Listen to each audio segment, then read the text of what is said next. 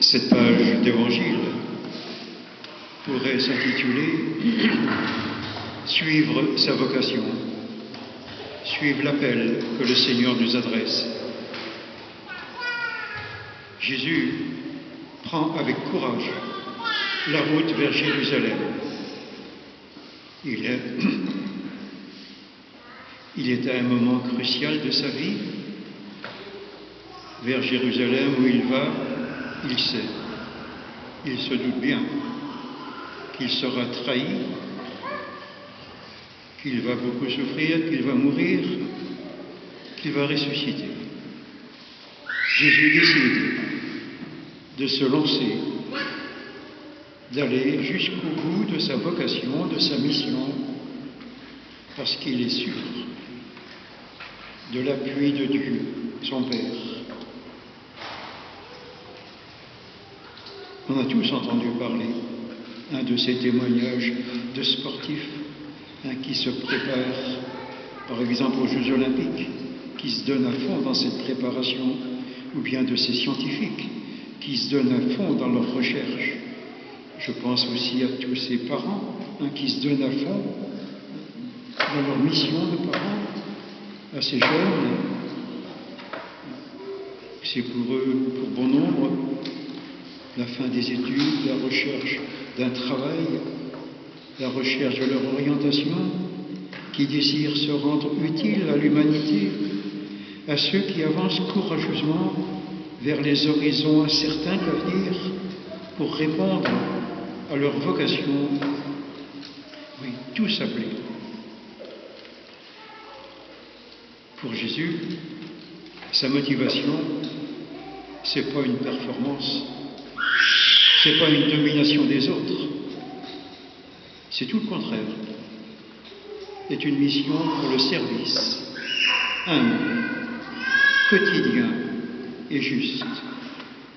Jésus se présente à ses concitoyens comme celui qui sert et non pas comme un maître dominateur.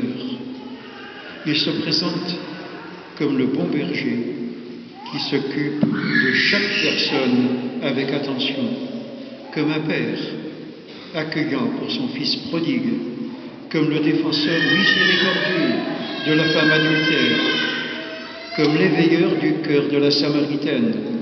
On pourrait continuer tous ces exemples de l'Évangile. Ça n'a rien à voir avec ces fanatiques qui décident de tout bouleverser au nom d'une idéologie ou d'un radicalisme politique ou religieux. Pour nous, comment conserver cette motivation tirée de l'Évangile? Malgré les hauts et les bas, il s'agit de tenir la route avec persévérance, de suivre Jésus comme lui, de toujours regarder en avant. Et Jésus nous indique dans cette page d'Évangile quelques pièges à éviter.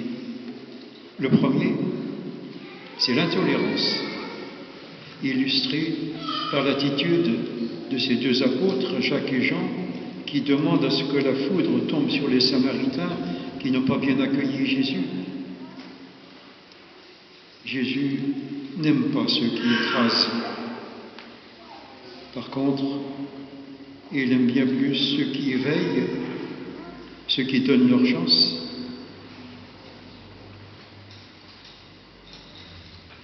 Le deuxième piège que Jésus signale, c'est l'attachement désordonné au bien de ce monde qui passe, au bien terrestre.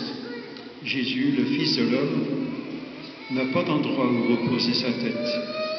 Il se garde libre de tout.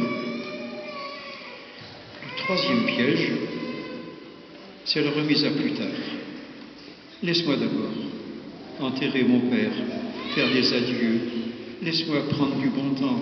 Laisse-moi penser d'abord à moi. Laisse-moi d'abord. Quelle belle excuse pour ne rien faire maintenant. C'est une invitation à ne pas attendre quand l'autre appelle, à ne pas traîner pour répondre.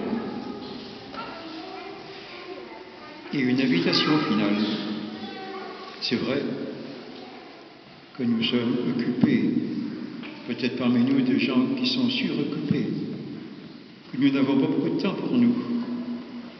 Pourtant, Jésus nous invite à regarder, à aller de l'avant, à mettre la main à la charrue, en regardant en avant avec confiance, pour le suivre, pour le laisser devenir de plus en plus maître de notre vie. Ainsi, nous suivons notre vocation appelée à témoigner du Christ. Et pour terminer, ce petit passage d'une homélie du pape Saint Paul VI lors d'un voyage en Asie.